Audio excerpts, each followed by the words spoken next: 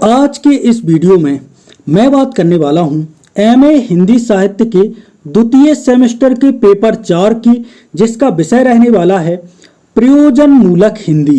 जी हाँ दोस्तों, आज के इस वीडियो में हम प्रयोजन मूलक हिंदी के बारे में बात करने वाले हैं। यानी कि जो प्रयोजन मूलक हिंदी का जो आपका पेपर आता है, इस पूरे पेपर को आज के इस एक ही वीडियो में अपन खत्म करने वाले हैं। तो चलिए दोस्तों, बिना किसी देरी के, बिना वक्त गवाए वीडियो को करते हैं स्टार्ट। प्रयोजन मूलक हिंदी महत्वपूर्ण प्रश्न। कौन कौन से प्रश्नों पर आज हम चर्चा करने वाले हैं, आइए जानते हैं। सबसे पहला प्रश्न है, मीडिया की भाषा से आप क्या समझते हैं? जनसंचार प्रौद्योगिकी क्या है? इन दोनों को समझाना है। दूसरा प्रश्न है, टेलीविजन की भाषा तथा पत्रकारिता पर प्रकाश डालिए। तीसरा प्रश्न है, विज्ञापन लेखन पर प्रकाश डालिए। चौथा प्रश्न है, रिपोर्टाज किसे कहते हैं? स्पष्ट करते हुए संक्षेप में टिप्पणी लिखिए। पांचवा प्रश्न है, दूरदर्शन पत्रकारिता का संक्षेप में परिचय दीजिए। छठा प्रश्न है, वीडियो पत्रकारिता पर संक्षिप्त में टिप्पणी लिखिए। सातवां प्रश्न है, इंटरनेट को परिभाषित कीजिए तथा निष्कर्ष लिखिए। हमारा आठवां प्रश्न है, अनुवाद की परिभाषा एवं स्वरूप स्पष्ट कीजिए। अनुवाद के उद्देश्य व प्रकाश डालते हुए अनुवाद के प्रकार लिखिए। 10वां प्रश्न है, अच्छे अनुवाद के सूत्र लिखिए। 11वां प्रश्न रहेगा, वाणिज्यिक अनुवाद की व्याख्या कीजिए। 12वां प्रश्न है, वैज्ञानिक एवं तकनीकी अनुवाद का क्षेत्र एवं परिभाषा दीजिए। 13वां प्रश्न है, विधि साहित्य और हिंदी अनुवाद के बारे में आप क्या समझते हैं? 14वां प्रश्न है, विकिपीडिया एवं ब्लॉग लेखन की इनसे संबंधित समस्याएं बताइए, इनकी समस्याएं बताइए। 15वां प्रश्न, ईपीजी पाठशाला को समझाइए, ये क्या है? 16वां प्रश्न है, ई लर्निंग से आप क्या समझते हैं, इससे क्या आशय है? तो इस प्रकार से इस वीडियो में मैं कुल मिला के 16 प्रश्नों के आंसर तो आपको बताने वाला हूं।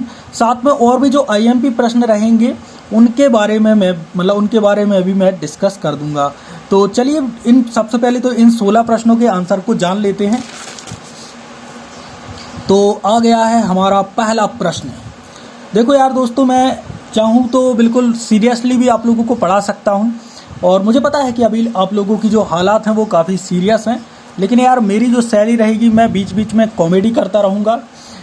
किसी मिश्रा का विवाह किसी मिश्री से करवा दूंगा, या किसी, समझ रहे हो, यादव का विवाह है यदुवंशी, किसी से विवाह करवा दूंगा मैं, ठीक है? तो ये मेरे डीएनए में है, मैं ऐसे करता हूँ कि कॉमेडी वगैरह करता रहता हूँ बीच में। तो मैं ऐसा नहीं कि तुम्हें सीरियसली पढ़ाऊंगा और ऐसे एग्जाम्पल दूंगा कि साला तुम्हारे दिमाग में ये जो प्रश्न है ना, इनके आंसर फिट हो जाएंगे, ठीक है? पहला प्रश्न, मीडिया या जनसंचार की भाषा से आप क्या समझते हैं? पहले तो भैया मीडिया आ गया और इसी को कहते हैं जनसंचार, ठीक है?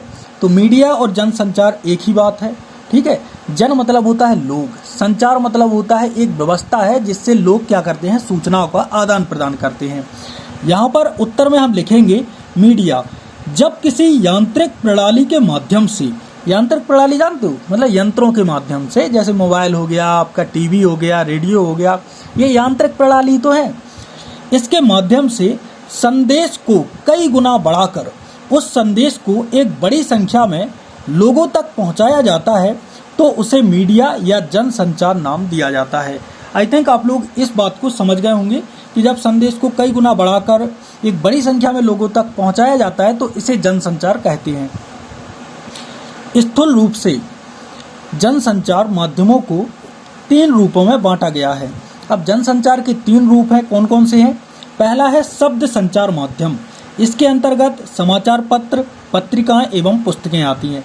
अब शब्द से यदि आप लोग समझें तो शब्द मतलब होता है पढ़ना, तो पढ़ने वाली चीजें आ जाती हैं शब्द संचार माध्यम से। दूसरी है श्रव्य संचार माध्यम। श्रव्य मतलब होता है सुनना, सीधी सी बात है, श्रव्य मतलब सुनना और शब्द मतलब पढ़ना। अब पढ़ते क्या है तुम, पढ़ते क्या हो? समाचार पत्र तो पढ़ते हो, पत्रिकाएं तो पढ़ते हो, पुस्तकें यानी किताब है, किताब यही तो तुम पढ़ते हो। और दूसरी बात आ गई श्रव्य संचार माध्यम, तो श्रव्य मतलब सुनना। अब तुम क्या क्या सुनते हो? रेडियो पे पहले लोग सुनते थे, आज भी यदि चले जाओ पहाड़ी इलाकों में तो वहाँ पे रेडियो पे सुनते हैं, कैसेट पे भी तो लोग सुनते हैं। और टेप रिकॉर्डर जानते हो, वो लगा देते थे कैसेट वगैरह, उसमें सुनते थे। तो ये कहला है हमारा श्रव्य संचार माध्यम। अब आ गया भैया दृश्य संचार माध्यम। दृश्य मतलब देखना, ठीक है, तो इससे डिस्टर्ब नहीं होना। दृश्य संचार माध्यम क्या है, तुम्हें एक ही बार में दिमाग में बिल्कुल फिट करा दूंगा। दृश्य संचार माध्यम मतलब होता है देखने वाली चीजों का जब संचार हो, मतलब बे माध्यम, जैसे दूरदर्शन, दूरदर्शन जानते हो, टीवी, ठीक है, डीडी वाले जो चैनल आते हैं उनको दूरदर्शन कहते हैं, डीडी बोलते हैं, वीडियो, फिल्में, कंप्यूटर आदि। और अभी मैं आपको पढ़ा रहा हूँ, ये दृश्य संचार माध्यम है, समझ रहे हो, मतलब देख के ही तो, मतलब आप लोग देख रहे हो ना और सुन भी रहे हो। ज़्यादातर क्या करना है, इसे बिल्कुल सिंपली रूप में यदि सुनोगे तो भी आपका काम बन जाएगा, सभी प्रश्न आपके दिमाग में आ जाएंगे और आपको आइडिया लग जाएगा कि करना क्या है। तो जनसंचार माध्यम के तीनों रूप मैंने आपको बता दिए हैं। अब आगे हम बात कर लेते हैं प्रिंट मीडिया की। अब ये प्रिंट मीडिया क्या है, तो प्रिंट शब्द तो आप लोग जानते हो कि किसी भी चीज़ का प्रिंट निकलवाना है। आप जाते हो ना साइबर कैफे वाले के, वो कहते हो ना भैया इस चीज़ का 10 रुपये का प्रिंट निकाल देना, तो वो निकालता है, ठीक है, तो वही प्रिंट है, ठीक है। प्रिंट मतलब एक प्रकार से छापना, मुद्रण बोलते हैं उसे हिंदी भाषा में। तो प्राचीन समय में मुद्रण प्रणाली के आविष्कार से पहले हाथ से लिखकर किसी कृति को तैयार किया जाता था।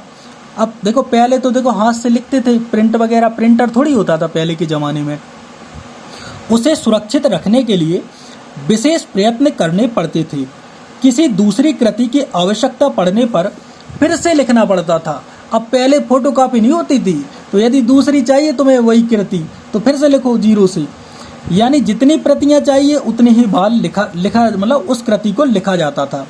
इस तरह समय और श्रम, टाइम तो लगता है, क्योंकि अभी तुम्हें एक पेज का लिखना है, अब उसके तुम्हें चाहिए 10 पेज, उसी एक की 10 कॉपियाँ चाहिए, तो पहले क्या होता था 10 ही बार लिखना पड़ेगा, तो टाइम लगेगा और श्रम भी लगेगी। श्रम जानते हो, मेहनत, मतलब मेहनत, अब मेरी जीभ भी लड़खड़ा गई। दोनों की खपत होती थी, समय की और मेहनत की। कागज के आविष्कार के पूर्व इन कृतियों को भोजपत्रों पर लिखा जाता था। पहले इन्हें भोजपत्रों पर लिखा जाता था, परंतु अब मुद्रण प्रणाली में आश्चर्यजनक विकास हो जाने से गुणात्मक परिवर्तन हुआ है। यानी कि अब जो मुद्रण छपने वाली प्रणाली आ गई है, तो इसमें बहुत ज़्यादा परिवर्तन हुआ है, गुणात्मक परिवर्तन हुआ है। इस सुविधा के कारण ऑफसेट प्रिंटिंग, फोटो कंपोजिंग और लेजर प्रिंटिंग ने मुद्रण के क्षेत्र में क्रांति ला दी है। एक प्रकार से अब मुद्रण के क्षेत्र में क्रांति आ गई है और समाचार पत्रों ने लोगों के विचारों को मुखर बना दिया है, ठीक है। मुखर मतलब जानते हो, बोलचाल, बोलने वाला बना दिया है। अब बात कर लेते हैं इलेक्ट्रॉनिक मीडिया की। प्रिंट मीडिया की बात हो गई है, अब बात करते हैं इलेक्ट्रॉनिक। ये सभी मीडिया के ही अंग हैं। यदि आप लोग कहें कि ये क्या बात कर रहे हो सर, इलेक्ट्रॉनिक मीडिया पे आ गए आप लोग, ये सब मीडिया के अंग हैं। एक है प्रिंट मीडिया, इलेक्ट्रॉनिक मीडिया, यही सब मतलब मीडिया की ही तो अंग हैं। तो इलेक्ट्रॉनिक मीडिया क्या है? Radio, TV, cable TV, satellite TV, cassette, mobile आदि, ये इलेक्ट्रॉनिक मीडिया, मतलब सीधी बात है, जो बिजली से चले, इलेक्ट्रिकल से चले, वही तो इलेक्ट्रॉनिक मीडिया है। तुम्हारा मोबाइल बैटरी से तो चल रहा है, बिना बैटरी के मोबाइल नहीं चल सकता, स्विच ऑफ रहेगा, बंद बताएगा, लाला जी गायब, समझ रहे हो, फिर लाला जी नहीं दिखेंगे मोबाइल में। आदि इलेक्ट्रॉनिक मीडिया के अंतर्गत आते हैं। ये सभी माध्यम संदेश को पल भर में पूरे विश्व में पहुंचा देते हैं। अब मोबाइल में देखो तुम, कोई संदेश है ट्विटर वगैरह पे ऐसे वायरल हो जाता है। अब ट्विटर का दूसरा नाम बदल गया है, क्या है, एक्स, मतलब इन पे ऐसे जाता है संदेश कि 2 सेकेंड में यहाँ से सीधा का सीधा न्यूयॉर्क, समझ रहे हो, तो पल भर में पूरी दुनिया में संदेश पहुंच जाते हैं। दृश्य श्रव्य सचित्र होने के कारण इसका प्रभाव भी अधिक होता है। प्रिंट मीडिया संदेश को वर्षों तक जीवित रखा जा सकता है, मतलब अब प्रिंट मीडिया है, ये संदेश को वर्षों तक जीवित रखा जा सकता है इसके अंतर्गत, प्रिंट मीडिया के अंतर्गत, परंतु इनका संदेश कुछ ही पलों का होता है। विशेष रूप से रेडियो का, टीवी का संदेश सचित्र होने से कुछ अधिक समय तक स्मृति में रह सकता है। अब इलेक्ट्रॉनिक मीडिया में अब क्या है, जैसे मेरा ये संदेश है कि तुम पढ़ लो, अब ये वीडियो है, ये मान लो तुम, ये इलेक्ट्रॉनिक मीडिया है, तुम क्या कर सकते हो, इसे डाउनलोड कर सकते हो। अब डाउनलोड रहेगा तुम्हारे यूट्यूब पे, कभी भी देख लो, समझ रहे हो, तो इसको अब तुम ज़्यादा समय तक रख सकते हो। बाकी तुम्हें क्या करना है, तुम्हें लिखते भी जाना है यार। मैं बोल रहा हूँ कहीं कहीं मेरी राइटिंग थोड़ी क्या है, खिचड़ी बनाता हूँ मैं, मतलब एक प्रकार से चावल और दाल को मिला के खिचड़ी, ठीक है। तो मैं बोलते भी तो जा रहा हूँ, तो तुम्हें क्या करना है, जहाँ पे भी मैं पेन रखूँ या मैं बोलूँ तो उनको लिख दो, ठीक है। इससे क्या होगा, तुम्हारी जो तैयारी है वो 4 गुना मजबूत हो जाएगी। लिखना एक वो है सकारात्मक प्रक्रिया में जो भी है, ठीक है। तो भाषा की प्रकृति को 2 भागों में बांटा जा सकता है। कौन कौन से हैं? एक है भाषा की सर्वमान्य प्रकृति और दूसरी है विशिष्ट भाषागत प्रकृति। तो ये सभी भाषाओं के लिए एक प्रकार से मान्य होती है, ठीक है। ये सभी भाषाओं के लिए क्या होती है, मान्य होती है। यहाँ पे माध्य लिख गया, मान्य होती है। तो क्या है ये भाषा की सर्वमान्य प्रकृति, ठीक है। अभी मेरे मतलब जो भी है। दूसरी है विशिष्ट भाषागत प्रकृति। ये किसी एक विशेष भाषा से संबंधित होती है, किसी भाषा विशेष से संबंधित होती है। अब बात करते हैं आगे। तो मीडिया के सभी माध्यमों का आधार भाषा होती है। भाषा के बिना ये सभी गूंगे हैं। 1935 के पूर्व की जितनी भी फिल्में हैं इसका उदाहरण है। 1935 के पहले जो आती थी, पता है, जेठालाल की मूछें रहती थी एक हीरो की, बस वो करता था अपनी कर्तव्य जो भी है। तो इस प्रकार की भाषा उस समय पे चलती थी। तब चित्र दौड़ते भागते क्रियाएं करते दिखाई देते थे, लेकिन बोलते नहीं थे क्योंकि गूंगी फिल्में थी। लोग उनकी क्रियाओं से उनके काम का अंदाज लगाते थे कि अब ये क्या कर रहे हैं। तो दृश्य श्रव्य की भाषा की अब जो विशेषताएं हैं उनको भी समझ लेते हैं। ये डायरेक्ट हेडिंग है, ठीक है, कि भाषा सरल और स्पष्ट होनी चाहिए। संक्षिप्त भाषा को पसंद किया जाना चाहिए, मतलब किया जाता है, तो संक्षिप्त होनी चाहिए। इनकी भाषा समास प्रधान नहीं होती है। वाक्य छोटे होते हैं। जो दृश्य श्रव्य की भाषा होती है उसके जो वाक्य हैं वो छोटे होते हैं। रोज बोलचाल की भाषा है, इसका प्रयोग होता है। अब बात कर लेते हैं मौखिक भाषा की। प्रश्न बहुत लंबा है, प्रश्न का आंसर समझ रहे हो। तो मौखिक भाषा क्या है? रेडियो नाटक में मौखिक भाषा का ध्यान रखा जाता है। रेडियो की भाषा क्या है? भाषा को रेडियो का प्राण कहा जाता है, क्योंकि यदि मतलब रेडियो में क्या करते, चित्र थोड़ी तुम्हें दिख रहे हैं, केवल आवाजें आ रही हैं, तो भाषा ही रेडियो का प्राण है। रेडियो कार्यक्रमों की भाषा सरल, सुगम, सुबोध होना आवश्यक है। इसके लिए निम्न विशेषताएं होनी चाहिए। लेखन है वह अपने विचारों की यथार्थ अभिव्यक्ति के लिए होना चाहिए, न कि श्रोताओं पर अपनी बुद्धिमत्ता की छाप डालने के लिए। तो लेखन ऐसा हो कि जो विचार है उसकी सत्यवादी जो सत्य अभिव्यक्ति है उस पर होना चाहिए। ये नहीं कि तुम श्रोताओं पर अपनी बुद्धिमत्ता की छाप डाल दो, श्रोता जूते मारेंगे फिर, समझ रहे हो। विविधता का खुलकर उपयोग किया जाना चाहिए और वाक्य छोटे छोटे हों। अब जो रेडियो की भाषा है उसमें वाक्य छोटे होने चाहिए।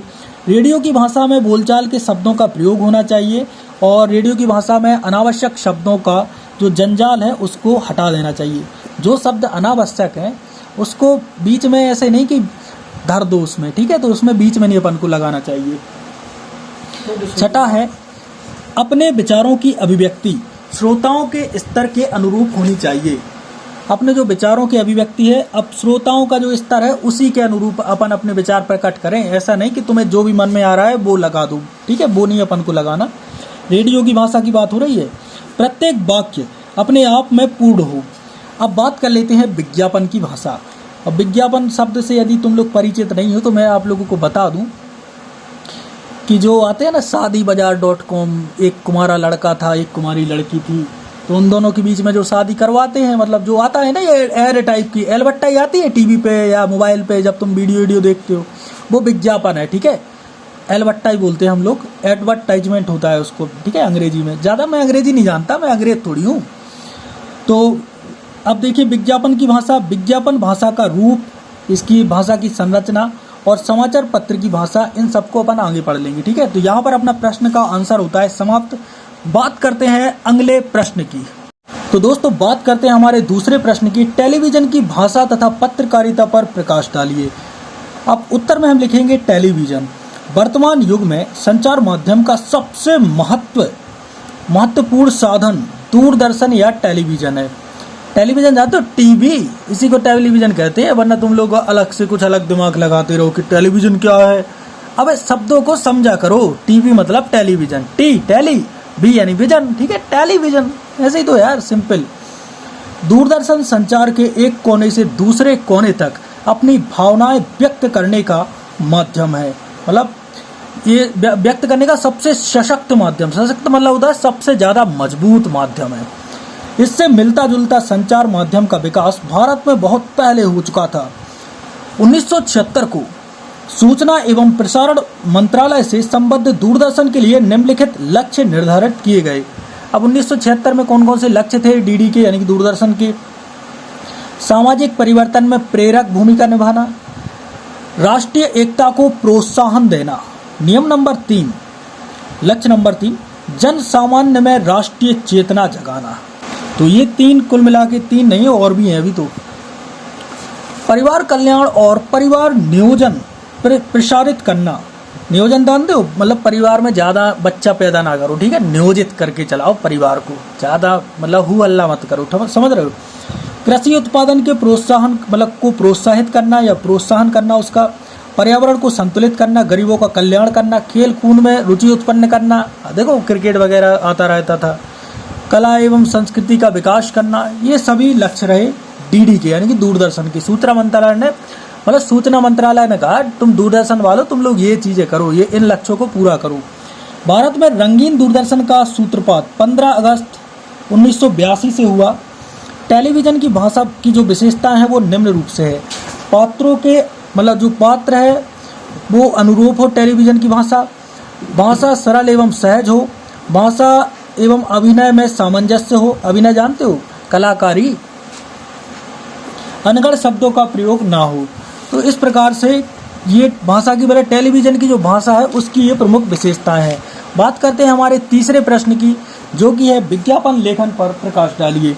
अब विज्ञापन तो हमने पहले ही बता दिया, विज्ञापन मतलब होता है ऐड। क्या होता है? ऐड। वो आती ना, क्या कहते हैं, बीच बीच में आ जाते हैं विराट कोहली, विक्स की गोली लो हिचकिच दूर करो, यही ऐड है, यही तो विज्ञापन है। ठीक है, तो विज्ञापन लेखन पर अपन को प्रकाश डालना है। प्रकाश मतलब ये नहीं कि तुम लोग एक टार्च उठा के उस पर प्रकाश डाल दो, ऐसा नहीं करना भाई मेरे। देखो कैसे डालते हैं, समझो, पहले शब्द को समझो। विज्ञापन शब्द क्या है?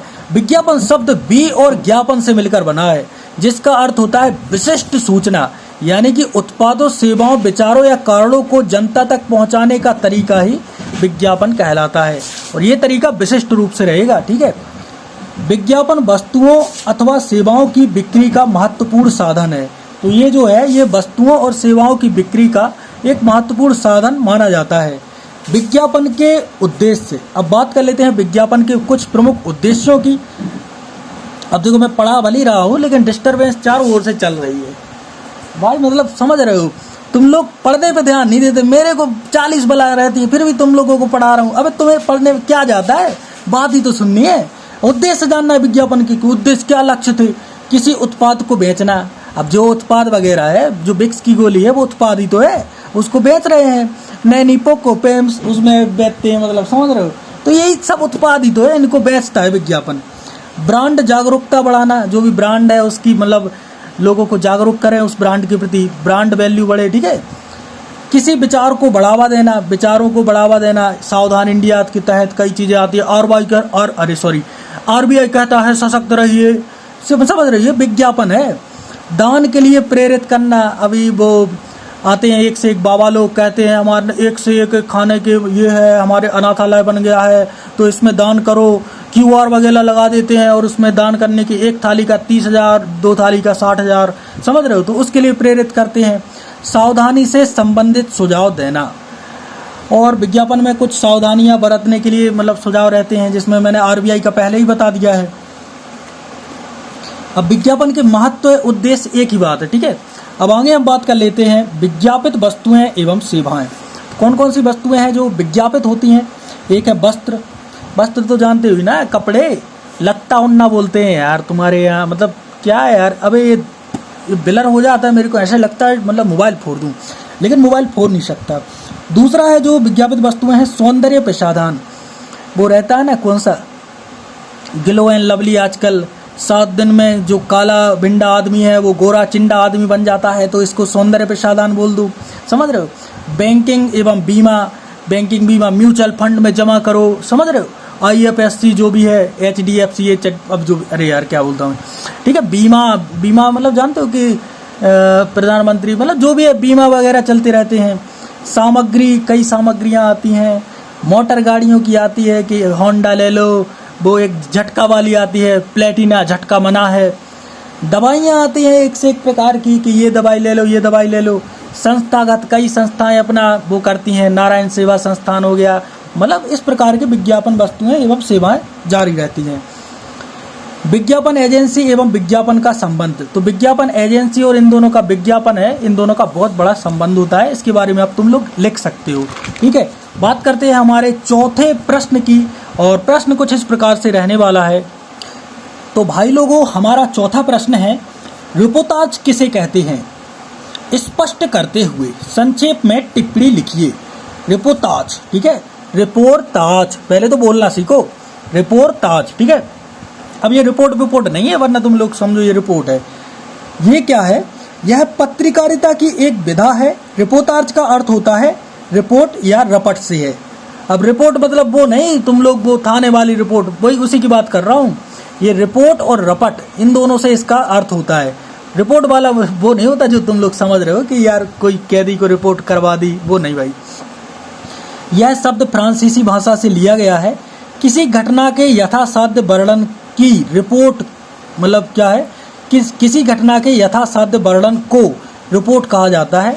और यह रिपोर्ट सामान्यतः किसी समाचार पत्र के लिए लिखी जाती है। उनकी भाषा, मतलब जो समाचार पत्र है उसकी भाषा सीधी एवं सरल होती है। इसमें साहित्यिक एवं क्लिष्ट भाषा का प्रयोग नहीं होता है।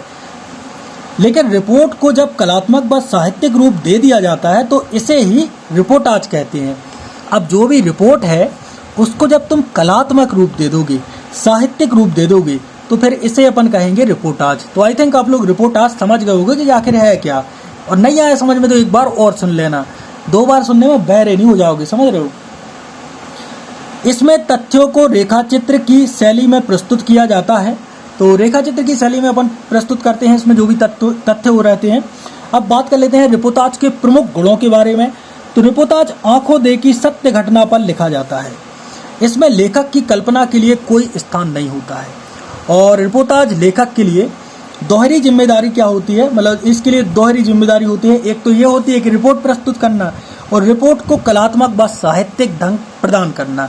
ठीक है, तो भाई साहब हमारा अगला प्रश्न है, दूरदर्शन पत्रकारिता का संक्षेप में दीजिए। क्या दीजिए, मतलब देखिए प्रश्न लिखने वाला यानी कि मैं इतना बदतमीज हूँ कि प्रश्न ही ढंग से नहीं लिखा। मतलब इसकी पत्रकारिता की व्याख्या संक्षेप में दीजिए, इस प्रकार से हो जाना चाहिए था। ठीक है, कोई दिक्कत नहीं है यार, तुम लोग मतलब समझदार हो।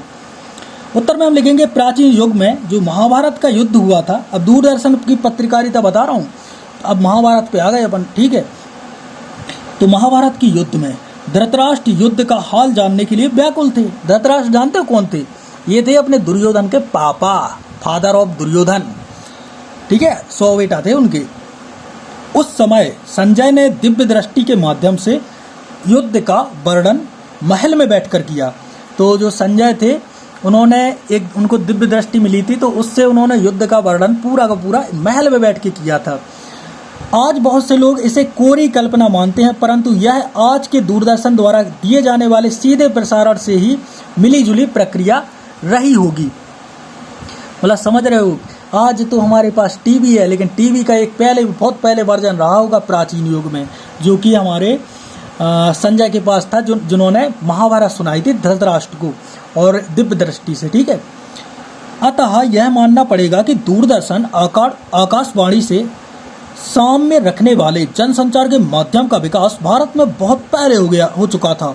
प्राचीन समय में भारत में जो वैज्ञानिक विकास हुआ वह महाभारत युद्ध में समाप्त हो गया। आज पत्रकारिता का सबसे सशक्त माध्यम टेलीविजन है, यानी कि टीवी है। आज के युग में बड़े से बड़े सभ्य समाचार और मानवीय संवेदनाएं जनसंचार माध्यमों द्वारा क्षण भर में संसार के कोने कोने में पहुंचाए जाते हैं। दूरदर्शन का आविष्कार होते ही पत्रकारिता के क्षेत्र में एक नया अध्याय जुड़ गया। अब यहाँ पे कुछ और चीज़ें हैं, जैसे दूरदर्शन का समाचार, दूरदर्शन पे कैसे समाचार आता है, तो देख लेना डीडी न्यूज़। इसके लिए तुम्हें देखना है डीडी न्यूज़। ठीक है, मैं इसके थ्योरी नहीं बता पा रहा हूँ। दूरदर्शन, अबे पेज फट गया यार, ये क्या है यार, मेरे साथ हो जाता है साला। एक तो गरीबी है, इतने सस्ते पेज है मेरे पास और वही फट गया। समझ रहे हो, तुम्हारा जो गुरु है ना वो बहुत कंजूस है। तो दूरदर्शन का जो पत्रकार है अब भाई जो समाचार एक पत्रकार वो कहलाता है जो दूरदर्शन के लिए पत्रकारिता करता है, ठीक है। तो ये दूसरा हो गया। दूरदर्शन और सरकार, इन दोनों का कैसा कनेक्शन है, ठीक है, इन दोनों की भी साठगांठ रहती है उस पे, मतलब यही चीज़ें तो है। अब बात करते हैं हमारे छठे प्रश्न की। छठा प्रश्न है वीडियो पत्रकारिता पर टिप्पणी लिखिए। तो वीडियो पत्रकारिता, अब मैं जो बना रहा हूँ, अबे वो वीडियो ही तो बना रहा हूँ। पत्रकारिता का एक रूप जिसमें पत्रकार वीडियो सामग्री तैयार करता है। इसके अंतर्गत वीडियो शूट करना, संपादित मतलब एक प्रकार से एडिट करना और अक्सर उसे पेश करना शामिल होता है। वीडियो पत्रकार टीवी, वृत्तचित्रों या ऑनलाइन समाचार एजेंसियों के लिए काम करते हैं। उनके काम में ये जिम्मेदारियां भी शामिल होती हैं फिल्मांकन, ध्वनि रिकॉर्ड करना। अभी मैं मतलब एक प्रकार से मैं तो दोनों कर रहा हूँ, ठीक है, फिल्म भी कर रहा हूँ, अंकन, ध्वनि रिकॉर्ड भी कर रहा हूँ। अपनी बदसूरती शकल बस नहीं दिखा रहा, ठीक है, मतलब वो इतनी अच्छी भी नहीं है ना। अरे यार बहुत अच्छी है मेरी शकल, पता है। और अभी मैं क्या बताऊँ यार, रहने दो, बाद में बताएंगे।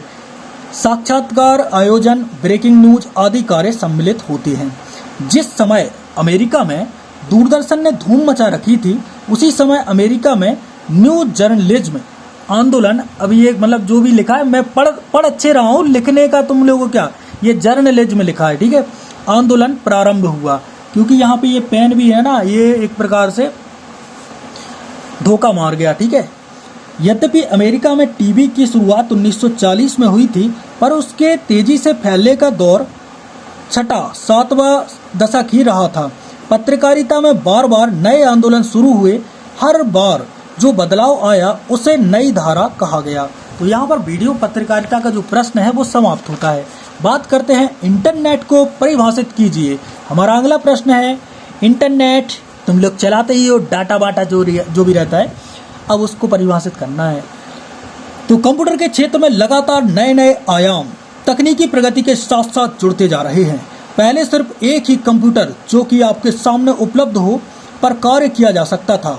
फिर एक ही स्थान पर उपलब्ध कुछ कंप्यूटरों को आपस में जोड़कर लोकल एरिया नेटवर्क बनाया गया, जिससे कि जो उपयोग करता है इन सभी कंप्यूटरों का पर उपलब्ध सूचना को किसी एक कंप्यूटर पर कार्य करते हुए प्राप्त कर सकता है।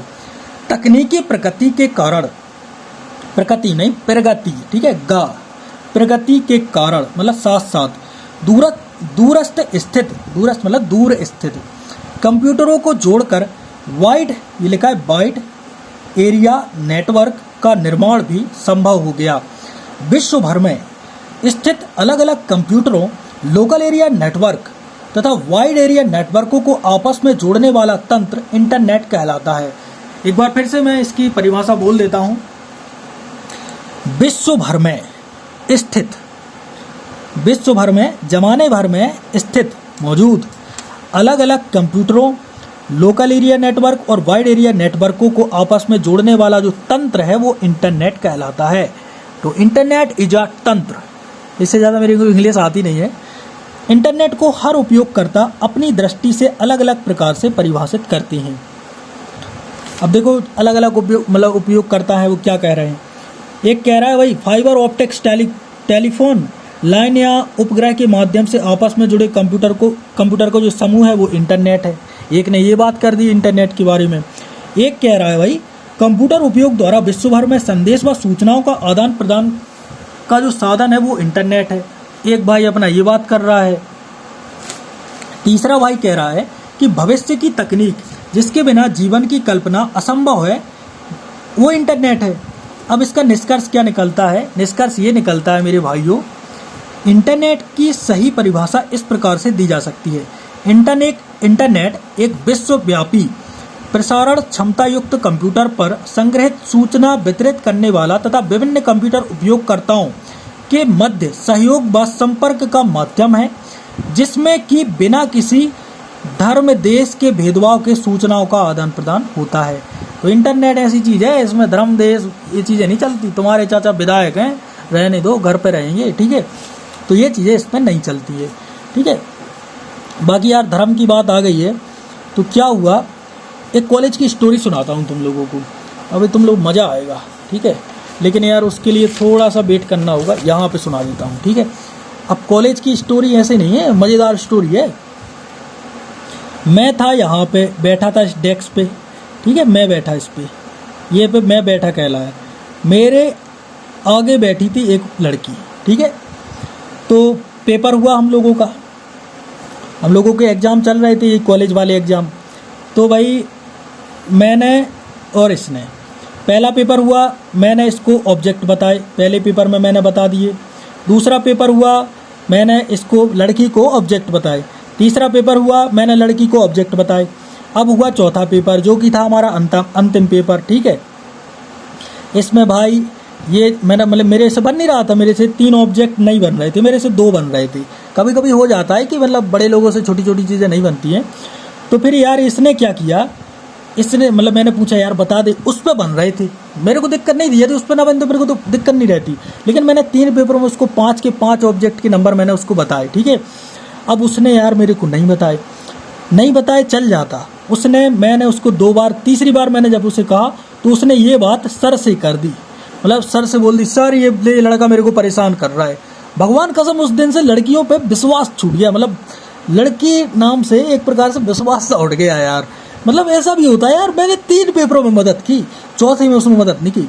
तो यार मेरा कहने का यही तात्पर्य है कि तुम्हारे पास में यदि कोई कन्या हो तो उस पर जो भी है इस प्रकार से यार रहम नहीं करना, समझ रहे हो। उसकी जो मीठी मीठी मुस्कान है उस पर पिघलना नहीं। और कन्या है तो उससे मैं यही कहता हूँ कि यार ऐसे यार किसी भी लड़के को, मतलब यार ये कौन सा दगा है यार, मतलब उसके लिए मैं क्या ही कहूँ यार। अब उस जो लड़की थी, अब तो भाई मैं किसी के लिए बद्दुआ नहीं देता, तो मैं तो यही कहूँगा भाई जहाँ है जैसी है, 2 बच्चों की माँ हुई अब तो, क्योंकि उम्र मतलब 2-3 साल हो गए ना उसके लिए, तो शादी वगैरह भी हो गई थी, तो अभी तो मतलब दिक्कत नहीं है भाई, संभाल रही होगी बच्चे, समझ रहे हो। तो मैं अभी भी स्वतंत्र हूँ, समझ रहे हो। तो इसमें इसने चौथे में बताया नहीं था और सर से कह दिया था, मेरी बेइज्जती हो गई थी पूरी क्लास में। बहुत ख़राब लगता है यार जब मतलब पूरी क्लास में तुम्हारी बेइज्जती होती है, तो फिर मतलब बहुत ख़राब लगता है। तो ये छोटी सी स्टोरी थी, इससे तुम्हें कुछ सीखने को मिला हो तो ठीक है, नहीं मिला हो तो कोई दिक्कत नहीं है यार, मतलब चीज़ें हैं, मैंने बता दी, मेरे को थोपनी थी तुम्हारे ऊपर तो थोप दिया। बात करते हैं हमारे 8वें प्रश्न की, अनुवाद की परिभाषा एवं स्वरूप स्पष्ट कीजिए। अनुवाद शब्द अंग्रेजी शब्द ट्रांसलेशन का पर्यायवाची है। इसका अर्थ है पार वहन, पार अर्थात अन्यत्र यानी कि दूसरी ओर, और बहन का अर्थ होता है ले जाना। तो अनुवाद मतलब क्या होगा, दूसरी ओर ले जाना, ठीक है। अब मैं तुम लोगों को क्या है बहुत सिंपल तरीके से बता देता हूँ। अनुवाद मतलब होता है ट्रांसलेशन। जो गूगल ट्रांसलेशन की क्या बोल रहा हूँ मैं, जो गूगल ट्रांसलेशन की ऐप आती है GT, उसमें हिंदी से तुम लोग अंग्रेजी में हिंदी में बोलते हो, क्योंकि तुम लोग भी मेरी तरह ही हो अंग्रेजी में, और अंग्रेजी में आ जाता है, ठीक है। तो उसी को ट्रांसलेशन को हिंदी में अनुवाद कहते हैं, ठीक है। तो इस प्रकार स्पष्ट है कि किसी वस्तु को एक स्थान से दूसरे स्थान की ओर ले जाना ट्रांसलेशन कहलाता है। अनुवाद शब्द का व्युत्पत्ति मूलक अर्थ है पुनः कथन या एक बार कही हुई बात को दूसरी बार कहना, ठीक है। तो ये कहलाती है अनुवाद। इसका मतलब एक प्रकार से व्युत्पत्ति मूलक अर्थ ये भी निकलता है। इसमें अर्थ की पुनरावृत्ति होती है, शब्द की नहीं। शब्द वही रहेगा लेकिन अर्थ बदल जाएगा, मतलब अबे सॉरी यार, अर्थ वही रहेगा। अनुवाद में क्या रहता है, अर्थ वही रहेगा। जैसे मैंने कहा मदद, ठीक है, मैंने कहा मदद, और अंग्रेज था एक मेरे मतलब पड़ोसी जो भी है, उसने कहा हेल्प, ठीक है। तो मदद का मतलब भी मदद ही होता है, हेल्प का मतलब भी मदद होता है, लेकिन शब्द बदल गए लेकिन अर्थ एक ही है, ठीक है। तो यही तो बता रहा है कि अर्थ की पुनरावृत्ति है, अर्थ नहीं बदलेगा, पुनरावृत्ति होगी उसकी, ठीक है, और शब्द की नहीं होगी। लेकिन तो इस प्रकार अनुवाद का अर्थ है एक भाषा में कही गई बात को दूसरी भाषा में इस प्रकार से कहना कि वह जो है वह बात दूसरी भाषा में समग्रतः प्रस्तुत हो सके। एक अंग्रेज समालोचक के शब्दों में अनुवाद एक शिल्प है। ये कह रहा है भाई अनुवाद है शिल्प है, शिल्प यानी कला, जिसमें एक भाषा में लिखित संदेश के स्थान पर दूसरी भाषा में उसी संदेश को प्रस्तुत करने का प्रयत्न किया जाता है। अनुवाद को सांस्कृतिक सेतु की संज्ञा दी जाती है। अनुवाद में मुख्य रूप से निम्नलिखित बिंदुओं को आधार बनाया जाता है। कौन कौन से बिंदु हैं? पहला है, अनुवाद में मूल कृति के विचारों का पूर्ण अंतरण होना चाहिए। एक बार और पढ़ देता हूँ क्योंकि मैंने ये जल्दी पढ़ दिया तो मुझे लगा कि आप लोगों को समझ में नहीं आया होगा।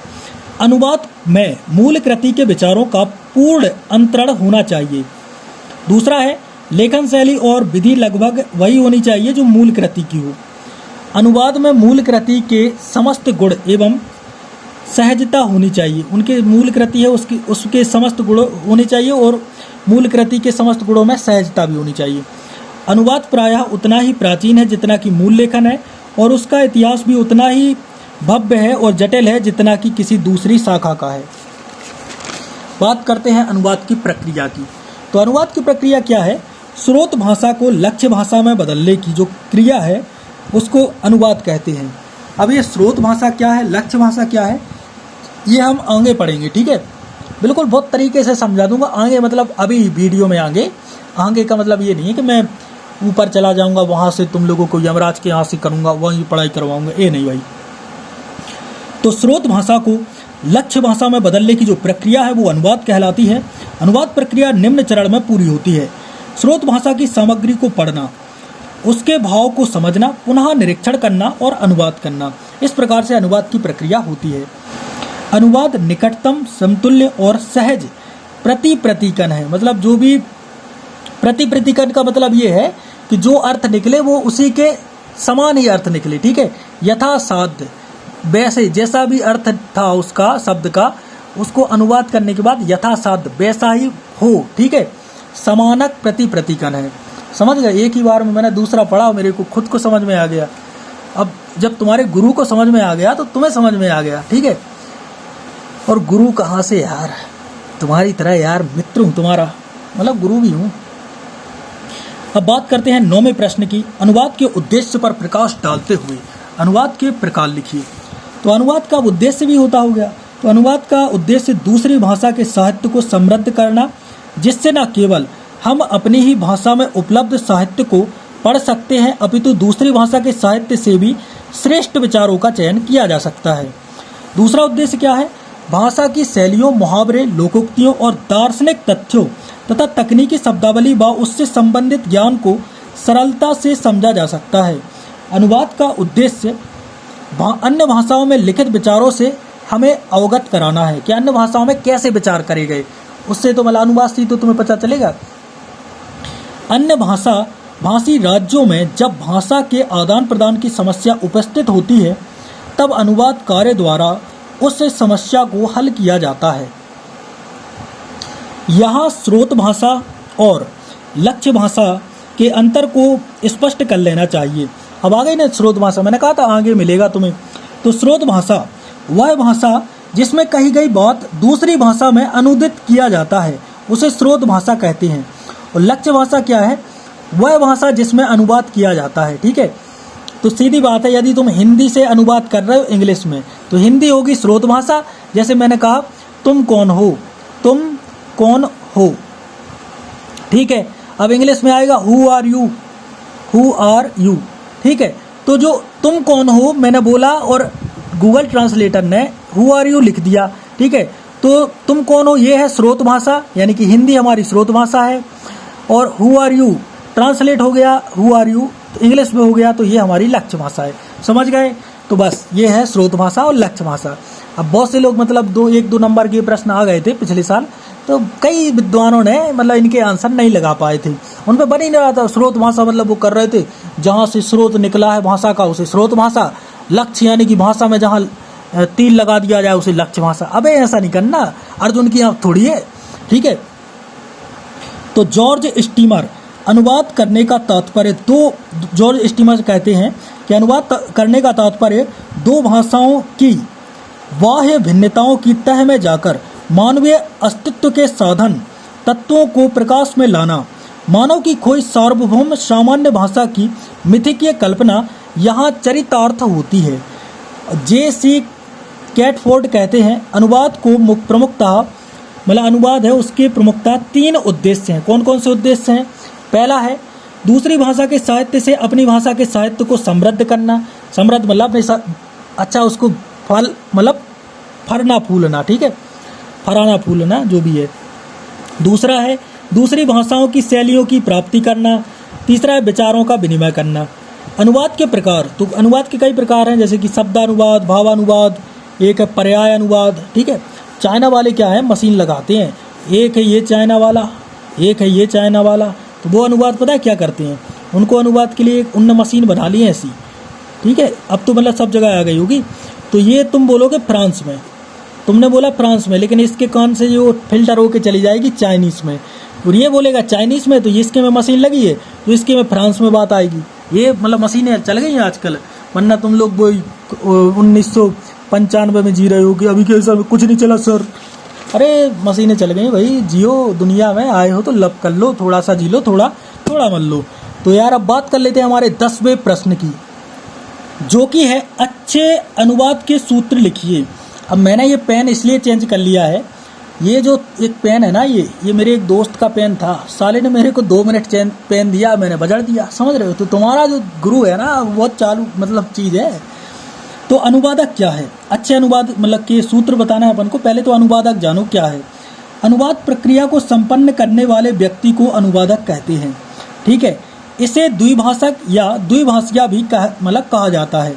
अनुवाद के प्रमुख गुण, अनुवाद को स्रोत भाषा और लक्ष्य भाषा दोनों का अच्छा ज्ञान होना चाहिए।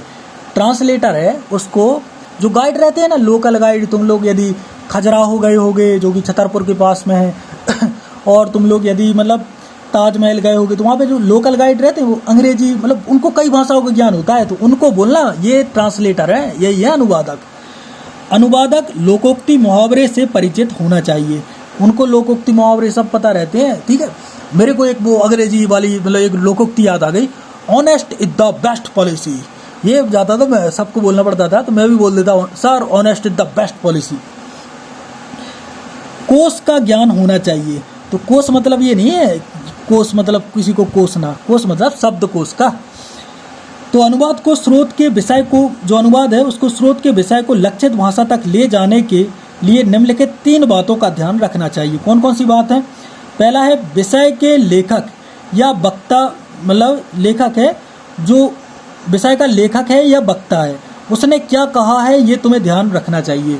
तुम्हारे कान अच्छे होने चाहिए, इसके लिए ये बात है। अभी क्या है कि ये पेन भी थोड़ा कमज़ोर चला होगा, बड़ी पी रहा होगा ये पेन, तभी तो ये नहीं चला अच्छी तरीके से।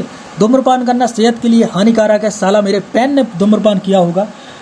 दूसरा है विषय पर अनुवाद की क्या सोच है, क्या वह उसके मूल भाव को लक्षित भाषा का रूप दे सकता है। अब बात कर लेते हैं अनुवाद सूत्र के। अच्छे अनुवाद में अभिव्यक्ति सुबोध, प्रांजल तथा प्रवाह महता होती है। साथ ही प्रामाणिकता के लिए शाब्दिक और वास्तविक परिशुद्धता भी होना आवश्यक है। जिस अनुवाद में स्रोत भाषा में कथित अभिव्यक्ति ज्यों की त्यों लक्ष्य भाषा में आ जाए, वह उत्तम कोटि का अनुवाद है। अब जैसा तुमने बोला और वैसा ही अनुवाद हो जाए तो उत्तम कोटि का अनुवाद। अच्छे अनुवाद में मूल रचना की मतलब जो मूल रचना है वह क्या रहती है, एक प्रकार से सुरक्षित रहे। अनुवाद सजीव होना चाहिए, ठीक है। तो ये कुछ अनुवाद के प्रकार से गुण मैंने आप लोगों को बता दिए। हमारा 11वां प्रश्न है वाणिज्यिक अनुवाद की व्यवस्था बताइए। तो वाणिज्यिक मतलब व्यापार में अनुवाद कैसे चलता है, ठीक है, यही है वाणिज्यिक अनुवाद। शब्द देख के डरा नहीं करो, वाणिज्यिक शब्द आ गया, अबे कुछ नहीं है, हिंदी ही तो है। वाणिज्यिक अनुवाद की व्याख्या कीजिए। आज का युग आर्थिक युग है। आर्थिक युग मतलब समझ रहे हो, पैसों वाला युग, ठीक है। आर्थिक युग उसी तो कहते हैं अर्थव्यवस्था, इकोनॉमी। मेरा तो मतलब गला बैठ गया यार, पिछले 2 घंटे से बोल रहा हूँ, भगवान कसम, मतलब 2 घंटे तो नहीं है यार, भगवान की काय को फिर फालतू में कॉल खाऊं। आधे घंटे से ज़्यादा हो गया यार, थोड़ा सा मतलब मैं रेस्ट ले लेता हूँ थोड़ा सा। आप लोगों को दिक्कत नहीं होगी क्योंकि मैं कट कर रहा हूँ। तो भाई आंसर जानते हैं। आज का युग आर्थिक युग है। लोगों का ऐसा मानना भी है कि बाप बड़ा ना भैया, सबसे बड़ा रुपया। आज धन वैभव या अर्थ भगवान का दूसरा रूप है, इसीलिए तो धन को लक्ष्मी कहा जाता है, समझो भाई। अर्थ प्रधान युग में वाणिज्य या व्यापार प्रमुख है।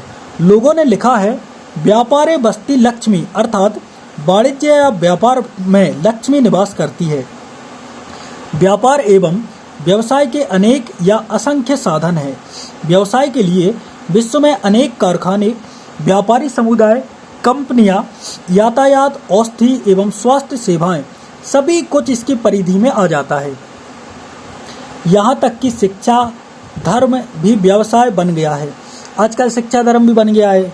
जैसे मैं हूँ, ठीक है, तो मैं तो मतलब व्यापारी सोच नहीं है मेरी तो यही सोच थी कि मैं मतलब जितना भी मेरे लोग आ रहे हैं ना, उनकी मैं हेल्प करते जाऊँ, ठीक है। लेकिन एक अंदर रहता है कि भाई यदि तुम भूखे हो तो फिर तुम सोच नहीं सकती, ठीक है, फिर तुम धर्म की बात नहीं करोगे। हाँ, जब तुम्हारा पेट होगा ना, फिर उसके बाद ही तुम पूजा पाठ की बात करोगे। पहले मतलब समझ रहे हो, तो ये चीज़ें रहती हैं यार, कुछ चीज़ें मैटर करती हैं। तो शिक्षा की लाखों संस्थाएं, दिल पे नहीं लेना मेरी बात, मैं बहुत मजाकिया आदमी हूँ। शिक्षा की लाखों संस्थाएं आज व्यवसायिक बन गई हैं। सभी दूर व्यावसायिक पाठ्यक्रमों में धूम मचा रही हैं। तो पाठ्यक्रम व्यावसायिक शिक्षा, तकनीकी शिक्षा, प्रौद्योगिकी शिक्षा, इंजीनियरिंग शिक्षा, कंप्यूटर शिक्षा, होटल व्यवस्था शिक्षा इत्यादि अनेक पाठ्यक्रमों में इस शिक्षा का बाहुल्य है। महाविद्यालय विश्वविद्यालय में इनका संचालन करते हैं। जो महाविद्यालय हैं, विश्वविद्यालय हैं, वो इनका संचालन करते हैं। भारत में एवं विदेशों में स्थित हिंदी भाषा भाषियों के लिए वाणिज्यिक शिक्षा अत्यंत महत्वपूर्ण हो गई है एवं व्यवसाय के क्षेत्र में भी हिंदी महत्वपूर्ण है। उसके लिए मतलब उसके लिए हिसाब या अकाउंट, यहाँ पे लिख दो लिए, उसके लिए हिसाब या अकाउंट, पत्र व्यवहार, लेन देन सभी कुछ हिंदी में होता है। यह कार्य अनुवाद के माध्यम से क्रियान्वित होता है। तो यहाँ पर प्रश्न का आंसर होता है समाप्त। बात करते हैं 12वें प्रश्न की। तो हारे हारे हारे प्रश्न आ गया है 12। वैज्ञानिक एवं तकनीकी अनुवाद का क्षेत्र एवं परिभाषा दीजिए। अब यार मैं 4G की स्पीड में पढ़ने वाला हूँ, तो आप लोगों को सुनना है ध्यानपूर्वक, ठीक है। अनुवाद के विभिन्न क्षेत्रों में विज्ञान वर्तमान युग में सबसे गहन तथा महत्वपूर्ण हो गया है। शिक्षा प्राथमिक स्तर से विज्ञान के पाठ्यक्रम का हिस्सा है। प्रौढ़ शिक्षा, पुरानी शिक्षा के ग्रंथों में भी लोकप्रिय शैली में विज्ञान की सामग्री रहती है और उच्च शिक्षा के उच्चतम स्तर तक विज्ञान का अध्ययन अब व्यापक रूप से चलता है। वैज्ञानिक अनुवाद क्या कहलाता है? इसमें विज्ञान के बारे में किसी प्रकार के लेखन का गूढ़ रहस्य शामिल है। इससे निपटने के लिए विशेषता ज्ञान की आवश्यकता होती है। तकनीकी अनुवाद में भावना की सटीकता और सावधानी की आवश्यकता होती है। जो तकनीकी अनुवाद है विषय डोमेन से संबंधित है, ठीक है।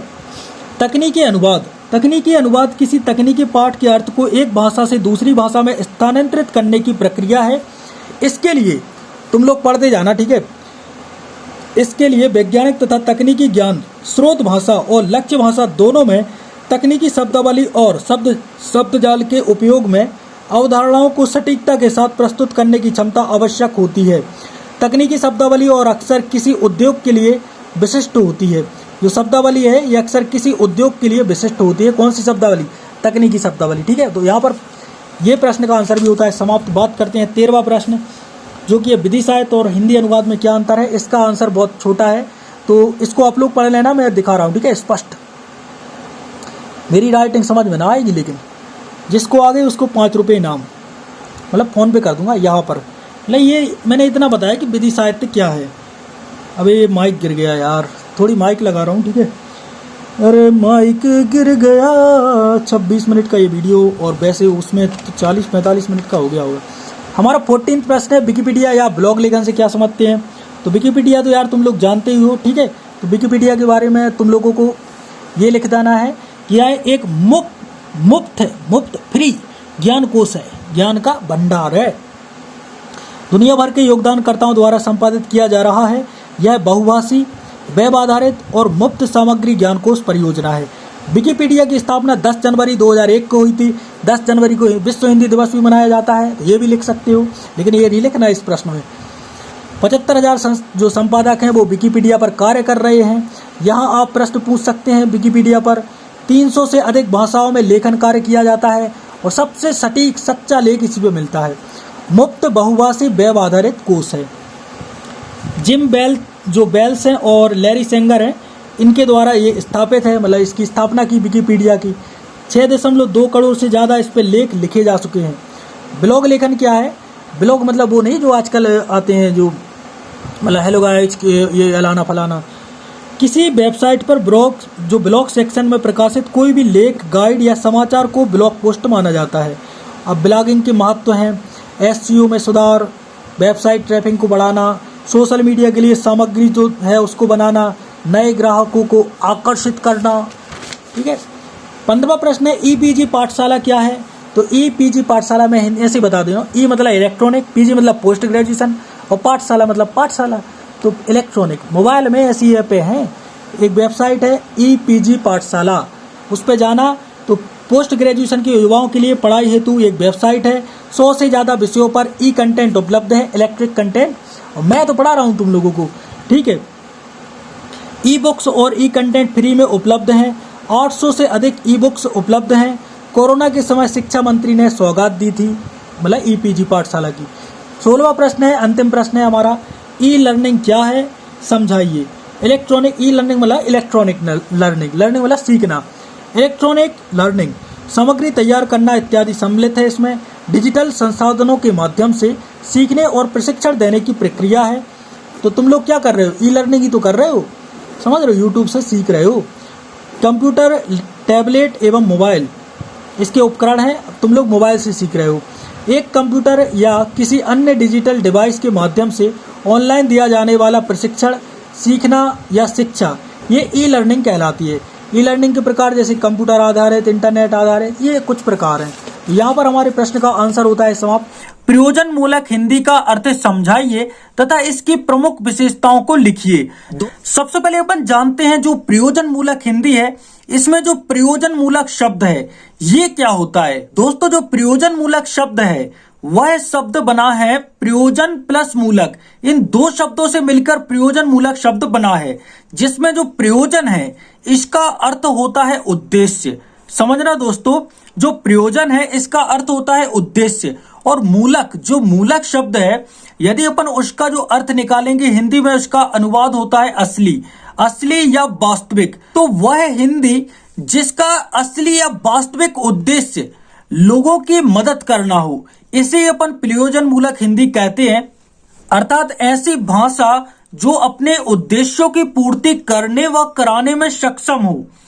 कोई भी भाषा है जैसे हिंदी है, इंग्लिश है, वह भाषा अपने उद्देश्य की पूर्ति करने व कराने में क्या हो, सक्षम हो, उसे ही अपन प्रयोजन मूलक भाषा कहते हैं। और वही क्या कहलाएगी, अपनी प्रयोजन मूलक भाषा कहलाती है। यह अंग्रेजी के जो प्रयोजन मूलक शब्द है वह अंग्रेजी के फंक्शनल लैंग्वेज का हिंदी अनुवाद है। तो ये भी आपको ध्यान में रखना है कि जो प्रयोजन मूलक है इसका इंग्लिश में अपन क्या बोलेंगे, इसको फंक्शनल लैंग्वेज। अब दिन प्रतिदिन व्यवहार में लाने के कारण इसे व्यवहारिक भाषा भी कहा जाता है। आजकल जो प्रयोजन मूलक भाषा है उसको दिन प्रतिदिन अपन व्यवहार में भी ला रहे हैं, ठीक है, और इसी कारण ये व्यवहारिक भाषा भी बन गई है। तो अभी तो अपन ने ये जाना है ये प्रयोजन मूलक शब्द है ये क्या है, जिसमें हमने बात करी है कि प्रयोजन का अर्थ होता है उद्देश्य और मूलक का अर्थ होता है असली या वास्तविक। ठीक है, अब अपन बात करते हैं प्रयोजन मूलक हिंदी के बारे में। प्रयोजन मूलक हिंदी, जब हिंदी भाषा किसी विशेष उद्देश्य के साथ मानवों के जीवन की आवश्यकताओं की पूर्ति करे, उसे ही हम प्रयोजन मूलक हिंदी कहते हैं। एक बार फिर से अपन रिपीट करते हैं, क्या होगा जब हिंदी भाषा किसी विशेष उद्देश्य के साथ मानव के जीवन की जो आवश्यकताएं होती हैं उसकी पूर्ति करे, इसे ही हम प्रयोजन मूलक हिंदी कहते हैं। मतलब इसे हिंदी को, इसमें क्या करते हैं, हिंदी को एक प्रयोजन रूप में, एक वास्तविक रूप में जिसका एक उद्देश्य होता है, अपन हिंदी का उस प्रकार से प्रयोग करते हैं, उस प्रकार से अपन हिंदी का यूज करते हैं। जैसे उदाहरण प्रशासन व्यवस्था, व्यापार, शिक्षा आदि। भाषा संप्रेषण का सबसे सशक्त माध्यम है। तो दोस्तों भाषा तो आप लोग जानते हो, अब ये संप्रेषण क्या है। संप्रेषण मतलब होता है वह क्रिया जिसमें एक, मतलब कोई भी एक पक्ष है वह संदेश का संप्रेषण करे और दूसरा पक्ष है उस संदेश को ग्रहण करे। जैसे दो लोग हैं, यहां पे यदि बात करें तो एक पक्ष क्या कर रहा है, संदेश को पहुंचा रहा है, संप्रेषित कर रहा है, और दूसरा व्यक्ति क्या कर रहा है, उसे अपने में ग्रहण कर रहा है। तो यही कहलाता है संप्रेषण। ठीक है, तो भाषा क्या है, जो संप्रेषण है उसका सबसे सशक्त माध्यम है, सबसे मजबूत। ठीक है, वो माध्यम क्या है, भाषा है। लेकिन जब यही भाषा मानवीय आवश्यकताओं की पूर्ति में अधिक से अधिक सक्रिय होती है तो स्वाभाविक रूप से उसके प्रयोग क्षेत्र में विस्तार भी होता चला जाता है। दोस्तों क्या होता है, जो भाषा है, अब देखो, बातचीत का सबसे सशक्त माध्यम क्या है? भाषा है। लेकिन जब कोई भी भाषा मानवीय आवश्यकताओं की पूर्ति में अधिक से अधिक ज्यादा सक्रिय हो जाएगी, जैसे हिंदी भाषा है, तो स्वाभाविक रूप से जो उसके प्रयोग है उसके क्षेत्र में क्या होगा? विस्तार होगा। जैसे जैसे भाषा अधिक से अधिक लोग जानेंगे तो उसके प्रयोग क्षेत्र में विस्तार भी होगा। ठीक है, और इसे इसे ही हम क्या कहते हैं? प्रयोजन मूलक भाषा कहते हैं। तो हमारे देश की जो प्रयोजन मूलक भाषा है वो है हिंदी भाषा।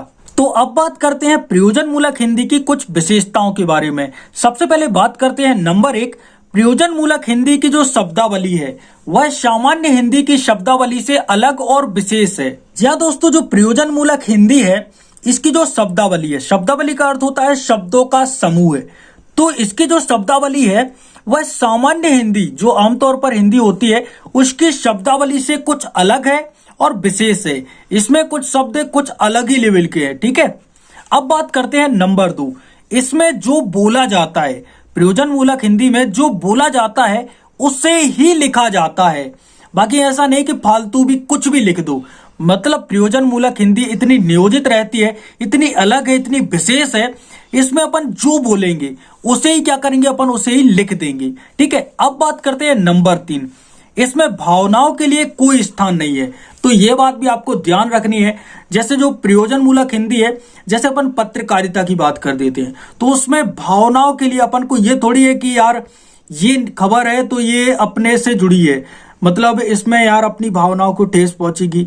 तो मतलब इसमें क्या है? भावनाओं के लिए कोई भी स्थान नहीं है, बल्कि इसमें क्या होता है? विचारों की प्रधानता रहती है। इसमें विचार इंपोर्टेंट रहते हैं और विचारों की ही प्रधानता रहती है। अब बात करते हैं नंबर 4, इसका प्रचलन प्रशासन, शिक्षा, व्यापार, विज्ञान, व्यवसाय आदि के क्षेत्र तक ही सीमित है। लेकिन दोस्तों, जो प्रयोजन मूलक हिंदी है इसका जो प्रचलन है वो किन किन क्षेत्रों तक सीमित है? प्रशासन, शिक्षा, व्यापार, विज्ञान और व्यवसाय। लेकिन दोस्तों यहाँ पे इसका जो प्रचलन है वो मनोरंजन के क्षेत्र में नहीं है। जैसे कॉमेडी में अपन थोड़ी प्रयोजन मूलक हिंदी का प्रयोग करेंगे। ठीक है, फिर भी लेकिन ऐसा नहीं है कि प्रयोजन मूलक हिंदी के जो शब्द हैं वो कॉमेडी में नहीं लिए जाते।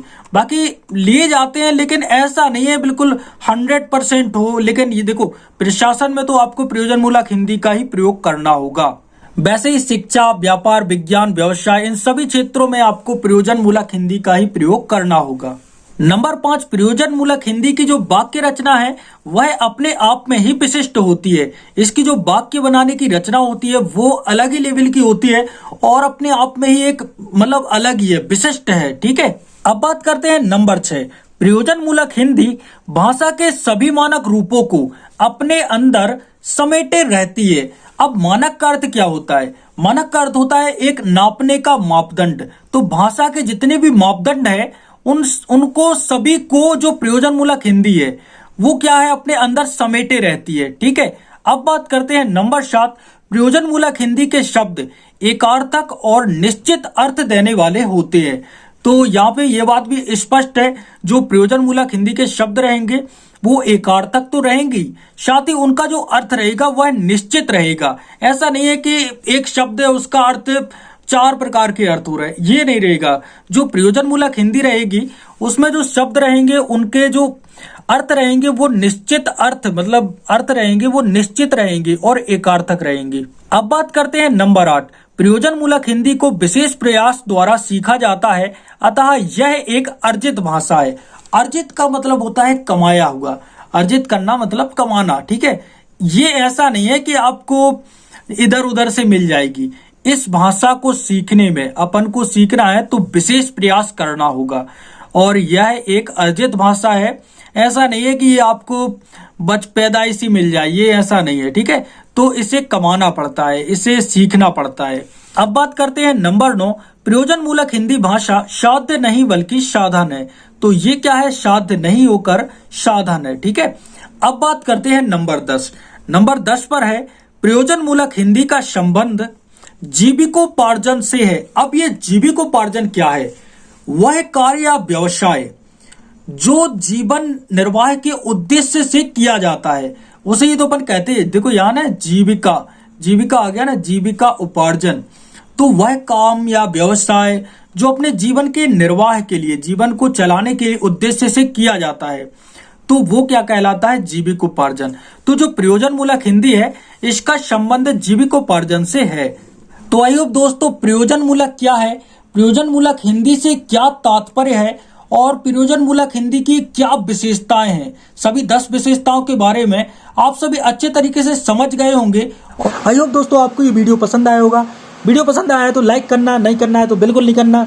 मिलते हैं एक और नए वीडियो के साथ, तब तक के लिए जय श्री राम।